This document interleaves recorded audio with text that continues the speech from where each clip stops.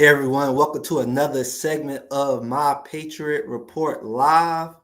I am Ratwan Hill and I'm with my co-host, Mr. Walter Cotton III.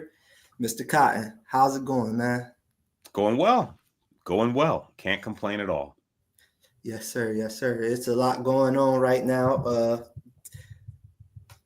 It's a little bit of conflict. Well, I won't say a little bit of conflict, but there's a conflict going on right now with the Department of War Secretary giving the order, to double tap those boats that were said to be drug trafficking, and that's a lot of conflict stirring up because of the constitutionality of it, the legality of it. Well, let me stop you before we, maybe lean too far over our skis here, because I think that's the controversy. That's the question that's being asked, right? Who exactly gave that order, and what does that pertain for the Department of Defense, and what does that pertain for America on a global stage?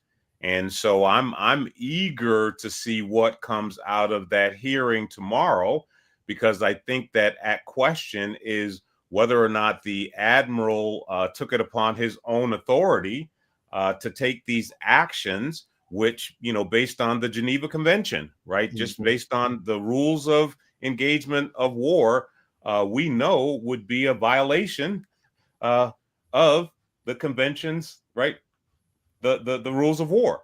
And so if the admiral took actions independently that were knowingly illegal, right, there are actions that have to, or should I say consequences that have to be paid. But on the other hand, if he was following orders that were given to him by his chain of command, man, we've got an issue that has to be unpacked here, because there's a question as to the constitutionality of the action that's going on in blowing up those boats.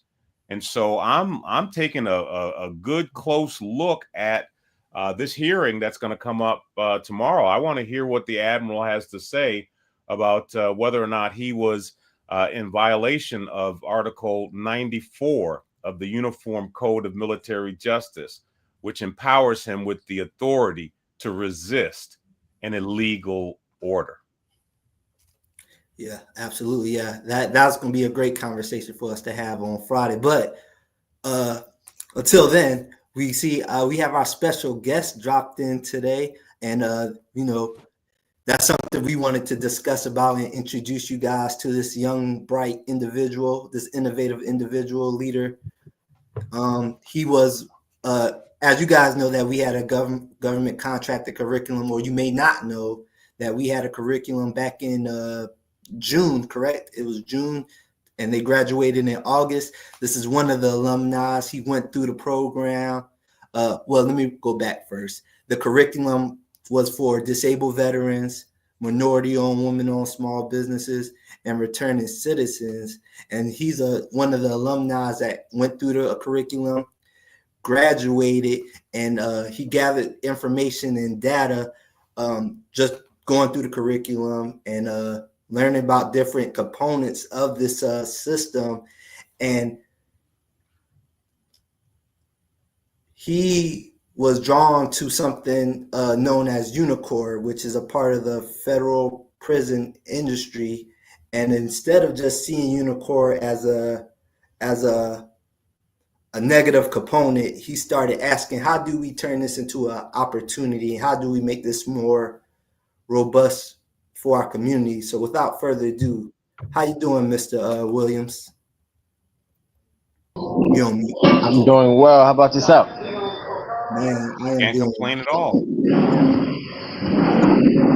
So let's get started first.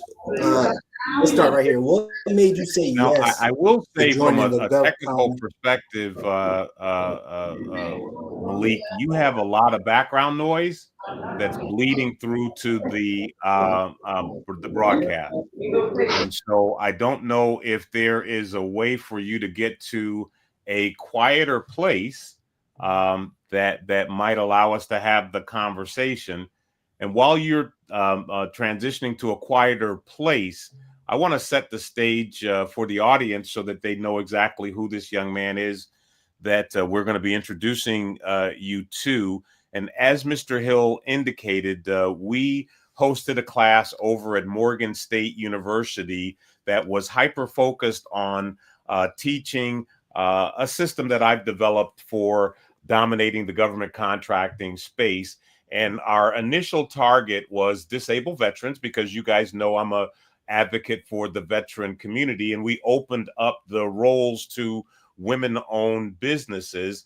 And we ultimately came to the conclusion that we needed to do something for what I refer to as our returning champions, people in the normal community define them as returning citizens. And we're talking about the formerly incarcerated individuals, right, who paid their debt to society and are reintegrating into our society. And what I've long seen is a recidivism challenge within that community, right? They come out, they paid their debt to society, and the recidivism percentage is too high. And I looked at it and I asked the question, like, what could be the root cause issue that's causing these men who have paid their debt to society to find themselves back in the same hurt locker position? And what I ultimately came to the conclusion was the fact that it was meaningful employment, right? Them being able to find meaningful employment that allows them to earn a livable wage so that they could support themselves and their family is the root cause issue that's causing them to tilt back into bad behaviors, if you will, that got them into that bad situation.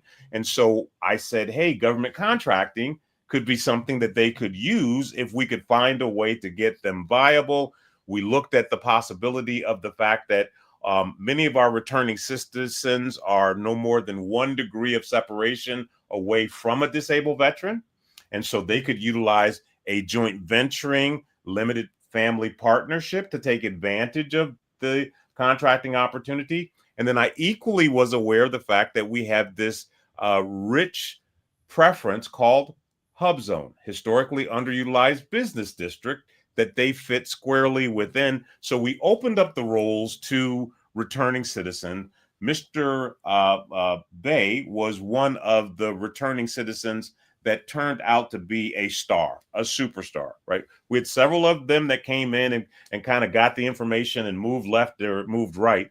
But Mr. Bay got the information and he innovated on it. And what Mr. Hill was talking about, and I'm trying to keep this talking going to see if we get Mr. Bay's picture back up, was the fact that Mr. Bay talked to me about a program that I'm familiar with called Unicor. That's the Federal Prison Industries. And in that program, what the government does is it creates business units, right, that make furniture, that do call centers. They have a number of business units where the prisoners become the source of labor for those businesses. And the government takes the goods and services that they make from those businesses and they sell them to other governments, right? They sell them to, nonprofit organizations. They make those goods and services available to other agencies. And Mr. Bay asked the question, why couldn't we maybe reform that program and include a larger portion of returning citizens, right, as owners of contracts, as owners of that program? And that's what caused him to be our guest today. And unfortunately, technology may not allow us to have this conversation today. We will bring Mr. Bay back if we can't get him today to have this conversation. Did that kind of set the stage there, Mr. Hill? Yeah, that did. That was a perfect alley-oop. Within the okay, so let's talk about Unicor a little bit, in the federal prison industry, because once we talked about this early on and it was brought to my attention early on last year, to my understanding, the 13th Amendment essentially says if you go to jail, you are legally a slave. I'm being harsh with the words, but that's essentially what it is. They are able to take your rights away and do whatever you want, and now they use those prisoners as laborers to provide products or services to the government agencies for pennies on the dollar. So what are you trying to say? You trying to say the government's using slave labor? Call a spade a spade. Yeah. Okay. I mean, if you want to look at it from a classical definition, these individuals are incarcerated, and the government is employing their labor at less than minimum wage, actually well below the minimum wage. So there is some semblance of indentured servitude there. I wouldn't step across the line to slavery, but it's awful damn close. Yeah.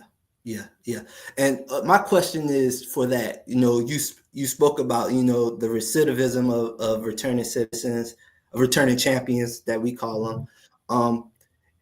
It could be in your opinion, it could be a better way that they could utilize that system that sets them up with a better foundation when they get out. Could you speak on that a little bit, maybe of a different foundation, a different aspect of going about it that allows them to be in a better position for when they get out?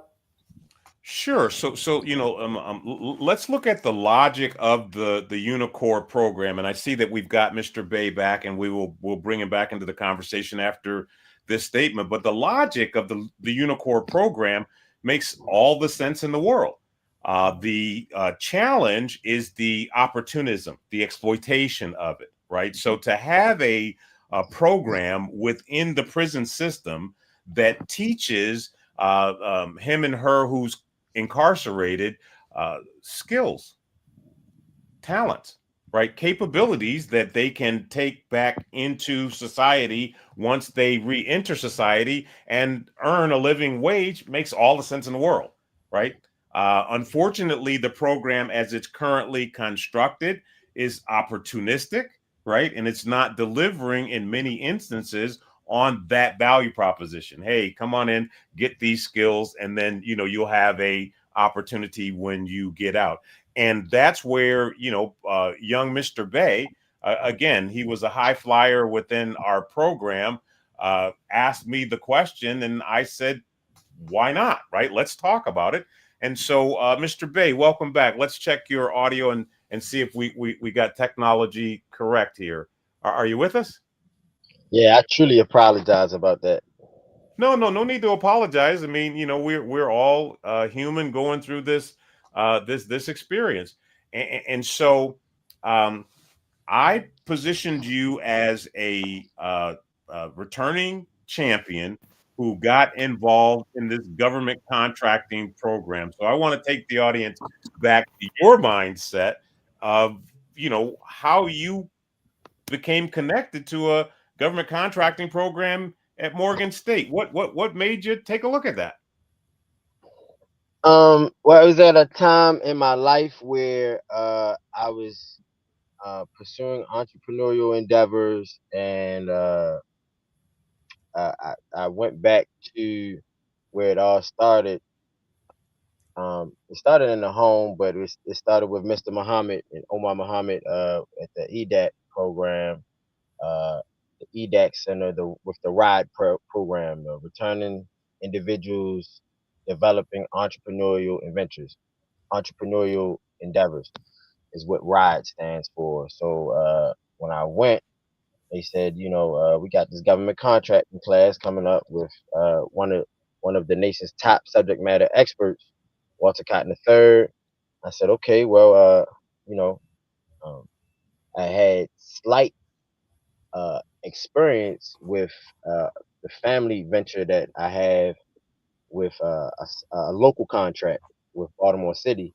So I wanted to see if I could expound upon that. I didn't really think it would be as big as what it turned out to be, but that's how I ended up with finding out about the curriculum, finding out about your program. So let's start out by giving mad shout outs to Omar Muhammad over at EDAC, because what Mr. Bey just slipped in is the fact that Mr. Muhammad has been driving programs for returning citizens for the better part of a decade over at EDAC. And so you had a historic relationship with that program. And because of that historic relationship, you found out about this new program that they were bringing on, government contracting. Is that correct? That's correct. Yeah. And so I had an opportunity. Actually, Mr. Bey was one of the first people that I interviewed for that cohort.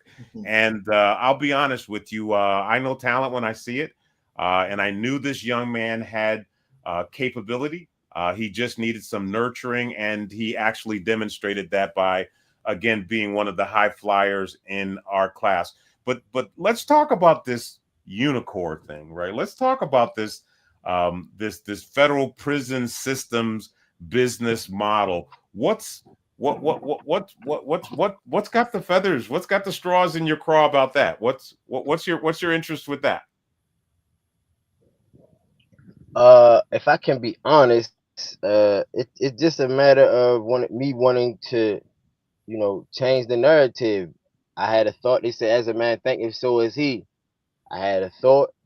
I'm realizing that, all manifestations of what we see in the physical, it came from somewhere. So if I thought that, maybe if, there was different perspective and different opinion, um, uh, driven towards the mission of Unicore, which is the rehabilitation of the inmates that they service, that utilize its programs. If that's the case, who better to give insight and perspective on that than somebody who's actually been through it? Who better than to provide insight as to the rehabilitative nature of these programs than to somebody who, to have it from somebody right straight from the horse's mouth, somebody who's been directly impacted by these programs and had, friends and family members that was directly impacted by Unicore and the like. We are in violent agreement with you. And so as the program is currently constructed, they have different lanes. We talked about them earlier: furniture building, they have some food processing, they have some call center capabilities. But my understanding is that the way the program from a salary perspective is set up, the inmates go in and they perform their mission, and they get a few pennies on the dollar per hour added to their commissary as compensation for that work. Is that your understanding of how the program works? Yes, sir. That's exactly yes, that's how that works. And so the basic benefit or value from the inmate's perspective is that, he or her may get a usable skill that they could get employed under once they get out. But the big win is they get a few pennies in their commissary that they can do some stuff with while they are serving out their time. Is that the basic construct? Yes, sir. And if I could, I wanted to add a marker there because I was contemplating this interview, and I was thinking to myself, if the mission is to rehabilitate, inmates in such a manner that it prepares them for the outside world, uh, you know, what I found, I haven't been in any federal facilities, but I have been in state facilities. And in the state of Maryland, the the the the state version of Unicore would be Maryland Correctional Enterprises, MCE. That's the for-profit arm of the service, the products that get made from inmates in the state of Maryland. And I was thinking to myself, most of those gentlemen had either had life or they had numbers very close, like 200 years, 100 years, 40 years, 70 years, and most of them were older. So what I started to think about was, you know, this is rehabilitating the people that's still going to be inside. These shops and programs are rehabilitating the people who won't be returning, and if they will, they won't be returning much, like, very soon. Meanwhile, the people who had the lower level crimes, such as myself, and you know, were due to return to the streets within uh months, a year, 2 years, 3 years, whatever the case, uh were kind of locked out from these jobs. They were locked out from the high skill, high paying jobs. So yes, you know, I just wanted to add that as a marker. So I think I understand what you're saying, and I think what I hear you say is that, you know, because of the um, uh, uh, pecking order system, right, within the prison system, the individuals that have the cherry jobs under Unicor or even the, you know, state system are individuals that are being rehabilitated for something that they may not have an opportunity to enjoy, or may have a limited opportunity to enjoy. That's And correct. I'm not trying to shine on them, but it sounds to me like that's the situation. Is that accurate? Yes, sir. Yes, sir. Okay. And then the second component there is that, you know, that would justify creating a system that only included jobs that nobody else could do outside, Right. or very jobs that aren't, you're not rehabilitating anybody for anything. Is that Right. is that a natural logical progression? Correct. Yes. Yes. So if we could have the unmitigated gall, audacity, right, to imagine a better program, what would the program look like from your perspective? Or actually, you know, you've been bumping the gums, Mr. Hill. If you were to imagine a better program for Unicor, and I'm asking you these questions because I know that you have an understanding of a similar program on the ability one side of the equation, right? Yes, sir. Um, how would you um, imagine reinventing this employment capability under Unicor? Absolutely. What I see or what I envision is the SDVOSB population, well, veteran population, wrapping that flag around both of those communities, the ability one, which are the people with differentiating abilities, and the returning champions. And we're wrapping our flag around them and saying, let's work together, let's build partnerships to where we can utilize these skill sets that we gotten from all aspects of life. Rather, you know, you're a return champion that went through the program and done those jobs. So you have an inside perspective and understanding of how it works. Service disabled veterans coming in because we went through the military experience. We gotten the discipline. We gotten aspects of life that maybe other individuals didn't get experience. So I see it as a mentorship, partnership, avenue and lane that could stimulate a whole economy that uplifts us as a whole. You know, not just the service disabled veterans, not just the people with differentiating abilities, not just the people that are returning champions. We can uplift a community as a whole, and disabled veterans, leading the way and supporting them is how I see it, by partnering together and getting into the federal contractor space where all three of us play. So you're having the audacity to try to reverse the script of the prison pipeline and cause it to become a prosperity pipeline, Yes. potentially creating an environment where you have this organic strategic alliance, this organic joint venture. And I think in terms of joint ventures because that's just how my mind is wired, right? And you have your disabled veteran business owners that have going concerns out here that have a source of supply relationship with Unicor, right? And the individuals that are on this side of the equation are compensated more fairly than they're currently being compensated. But more importantly, they have a pathway to employment, right? They have a pathway to real employment. I think that we have a responsibility to reimagine these programs and systems that aren't working for us and communicate those changes, communicate those differences to our lawmakers. That's the only way change happens. That's right. Yeah, absolutely. And we're reaching back and we helping the community. Let's really talk about it. That's one of the big problems for our people. And when I say our people, I'm talking about the Black people. We don't have a community. We don't have culture. So, I mean, I believe reaching back and building that infrastructure out, it got to start somewhere. And why not start with us, the veterans, the people who are actually in the battle, that we could help our people and build that infrastructure and that foundation that is much needed, especially in today's time.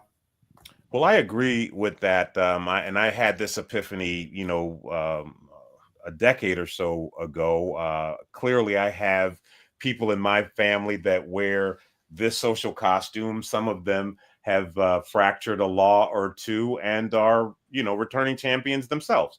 And so I've long tried to figure out, what we can do to help our sons and our daughters who lost their way, because guess what? He who is without sin, right? But for the grace of God, right? Any of us could have wound up in one of those situations.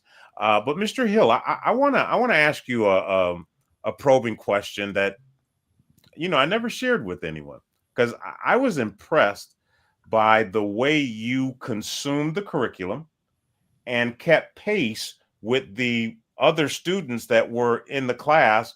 And I watched your performance closely because I was concerned about you as the sage on the stage in this situation. How did you find yourself interfacing with the curriculum and the material? Did you find it challenging, or were you whistling while you worked? How did you interface with the curriculum? Was it difficult? It wasn't difficult. It wasn't difficult at I'm all. not talking about you. I know it wasn't Oh, difficult for okay. you. I'm talking about Mr. Bay. Oh, okay. Oh yeah, yeah. I mean, if I had to be honest, because I came in on uh novice, the skill level I was playing on was novice. So you know, did I find it difficult? The content and material itself was not difficult to learn, if I can just be blunt. The more difficult part was my own thinking, my own mentality, getting out of my own way was the difficult part about consuming the content. And what I mean by that was, I'm not going to be long-winded because I could, but in short, in brief, what I mean by that was, you know, it's one thing to believe a thing, but it's another to know it. And the only way you can actually arrive at that, you know, and even then, I don't, me myself personally, I don't believe in the fact that anybody has ever arrived. There's no such thing as arriving, because there's always another level to reach. But in order for somebody to arrive at knowing, they gotta sit and really sit with the information. You gotta really sit, seek, search, meditate, pray, whatever it is that you do. But it has to be some silence, consistent, dedicated silence towards the information that you're trying to, take in, because a lot of the concept, the what you're a subject matter expert at, is it gives you your expertise. You're good at what you do, because you've been doing it for a long time, and you were called to do that. If somebody's like myself, I know I'm called to do great things, but you know, once it's at your doorstep, it's like, okay, well, are you gonna work consistently at it? or are you going to let a day or two go by without GovCon? So You I know, created the 6-hour rule. Malik, Yeah, I got to stop you, man, because you know you mentioned the word greatness, and something just fired off in my mind that said, man, you guys need to do over. You guys need to do this over, right? The audience deserves a smooth delivery, a smooth introduction to this material. So if I could beg you to join us for another episode, maybe Friday or Monday, if we could revisit this subject, because I just feel that we can do a better job than we're doing, and the technology hiccup is just making me right, feel a little right. uncomfortable. What about you, Mr. Hill? Does it make sense to do a do-over? Yes, yes, it does make sense to do a do-over and give the proper introduction. Yeah, because I just think that this is such an important subject, that we should give it the air and the opportunity. And so I'm going to recommend we revisit this, if not Friday, Monday. And those of you who are within the sound of our voice, join us. Absolutely. And on that note, guys, we'll catch you on Friday. I am Ratwan Hill.